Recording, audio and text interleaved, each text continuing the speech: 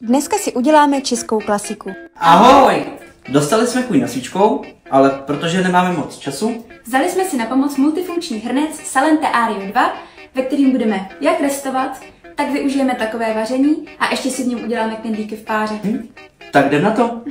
Maso prošpikujeme a svážeme.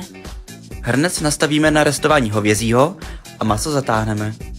Dále orestujeme i kořenovou zeleninu, vše ve stejném poměru a až bude mít barvu do zlatova, přidáme i cibuli. Cukr, ocet, hořčice zalijeme vývarem a přidáme koření. Zaklopíme, zmáčkneme tlak, hovězí a start. Na knedlíky smícháme žloutky, mléko, máslo, muškátový oříšek a sůl. Zalijeme nakrájené rohlíky, přidáme sníh a petržel. Pak už jen předáme do folie a vrhneme se na omáčku. Vyndáme maso, rozmixujeme omáčku, přidáme smetanu a citron.